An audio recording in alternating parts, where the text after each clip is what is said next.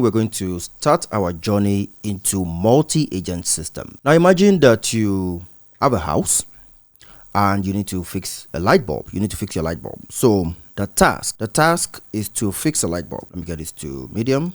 This is a single task and you probably don't know how to do it. So what do? You call an electrician. So you simply give this task to an electrician. The electrician definitely has knowledge about electrical fittings, fixing electrical stuff, and he comes around with his tools and helps you to fix your light bulb. Now, what if you want to renovate an entire apartment? So you need to renovate your apartment, and part of the tasks involve electrical work. There's going to be some plumbing work. There is going to be probably some woodwork. You might want to have POP fittings. You might want to have a garden outside and all sort of stuff. So despite this being a single goal, which is renovate apartment, it consists of several tasks. And most likely one person is not going to handle all that task, except you have a G.I. Joe handyman that just knows how to do everything. But no, most of the time you will need to delegate to different experts. So for electrical stuff, you call your electrician. For plumbing tasks, you call a plumber. For gardening tasks, you call a gardener. And I'm sure you get the gist. You call a gardener. So you call these guys and you delegate tasks to each of them. Each of them have their own set of instructions. Each of them come with their own set of tools. And each of them have their own area of expertise. Now, the next thing we're going to look at is the anatomy of a multi-agent system. What are the components that a multi-agent system comprises of? Now, the first is agents, for sure. Agents. The second thing that comprises of a multi-agent system is the coordination mechanism.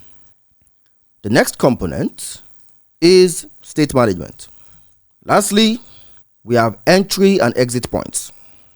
Now, the next thing we're going to be looking at, and I'm just going to create a new frame for that. So when does it make sense for you to use a multi-agent system? Let's have that title up there. That will be when. First is when you start noticing that you have a tool overload problem. The second trigger to you knowing that, yeah, it's time to introduce a multi-agent strategy is when you start facing context window limits. Another indication is when you start having sequential constraints. Sequential constraints. For example, in an account system, you have to verify your identity before you get account access. And also maybe you apply for a refund, but they need to verify your warranty before you can get the refund.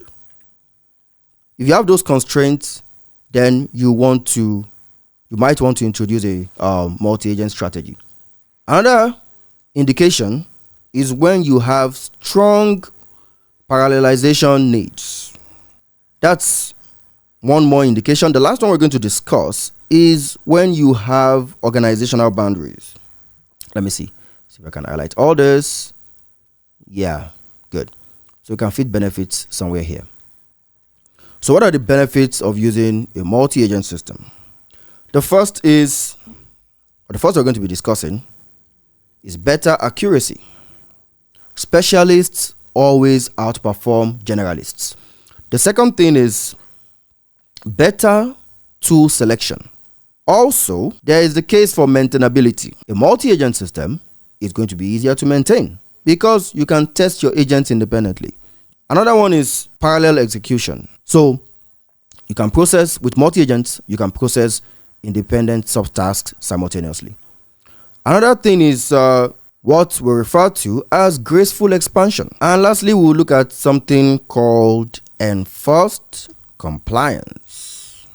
So yeah, enforced compliance. Those are your benefits. So now that we've looked at benefits, let's also look at trade-offs. Every system comes with its own trade-offs. That is the whole world of architecture. So what are the trade-offs to using a multi-agent system? What do you have to be aware of? What are the caveats? The first thing is increased latency. Second, we have higher costs, which also kind of ties into the whole latency thing. So you get a lot of repeated calls. For example, in a sub-agent pattern that we're going to be looking at later, the sub-agent communicates to the agent, then the agent has to communicate back.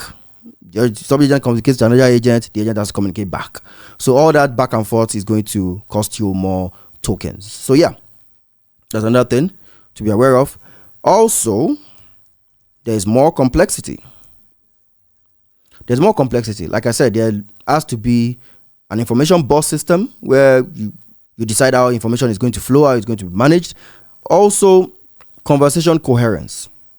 Now here, you have to manage the information in such a way that when each agent gets their task, they need to have everything they need for their task. Let us take a look at what all this looks like in LangGraph, just from a very zoomed out level. What all this means in LangGraph. So the graph abstraction, what does it mean? How do these things, or how are these things represented in what we've learned so far in LangGraph? So first, nodes. Your nodes, what do your nodes represent? In a multi-agent system, your nodes represent your agents. They can represent your agents. They can also represent your functions, tasks, stuff you need to do. And they can just represent a particular computation. So that's nodes. So what about edges? Edges are simple. They are simply your transportation mechanism. So transition between agents. Next is state. And state represents the information flow. Yeah. Your state represents your information flow between agents. Some other stuff we've worked with, things like checkpointing and stuff. For checkpointing, that's persistence with short-term memory. So checkpointing, if you want your multi-agent system to have memory between runs, which you most likely want, but sometimes it's just a single turn. A single turn can solve your task. Probably it's just a one-shot thing. It's just a one request thing, and it just runs through one turn and it's done. But if you're going to be coming back and you're going to be asking follow-up questions, you're going to be giving follow-up tasks, follow-up instructions, you want to make sure that your multi-agent system has a checkpointer. And the good thing about checkpointing in LangGraph is that it flows down. So once you give the main agent, if you give the overall system a checkpointer, it flows down to all the sub-agents. Then we have command and send. Or let's just say command first.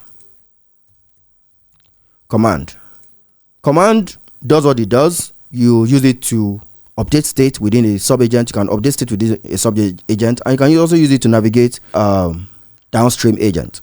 So basically what we know about command, but in multi-agent systems, it becomes even more handy as you can use it to dynamically update state and also dynamically navigate. And we have send. Send is going to be our main tool for parallel operations.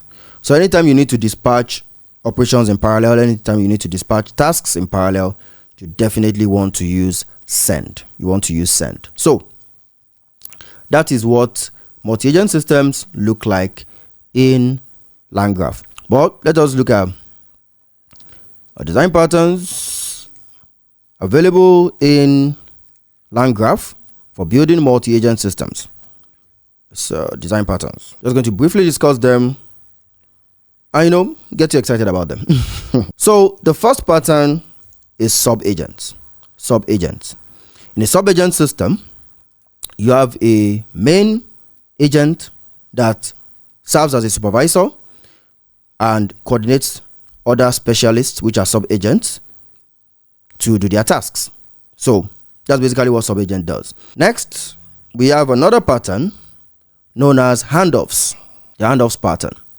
Now, what happens in the handoffs pattern is that when you have a goal and you know that that goal can only be achieved by having different specialists, but you have a very sequential flow. One guy finishes his work, then he hands off to another one. That one finishes his own work, then he hands off to another one. The next pattern is the skills pattern. And the last one is the router pattern. The router pattern, which is specifically designed for you to dispatch tasks in parallel. Then you can always build a custom flow. We've learned LangGraph enough that you can build any type of graph. You can direct your graph in any way. So if your task doesn't fit into any of these patterns that we're going to be looking at in more detail later, if your task doesn't fit into any pattern, you can just go raw and design your graph from scratch in whatever way. Use an hybrid of different patterns. Use your own custom flows, custom design, whatever you design flows here. So yeah, design patterns, that's the last thing we're going to be discussing here. Just as a quick bonus, I'm going to show you like a preview. I did a diagram of all these patterns, but we're still going to be looking at them later. But yeah, this is a preview of the different patterns. This is the sub-agent pattern, a coordinator giving tasks to different specialized agents and getting feedback. Handoffs, one agent handing off to another one. Skills, loading skills on demand from a whole toolbox. And the router pattern, which definitely splits tasks in parallel and synthesizes the results from the specialized agents that have worked on it. So yeah, this is multi-agents. This is your introduction to multi-agents, and from here you can pick this knowledge and start extending it through the lessons that are going to be coming up next.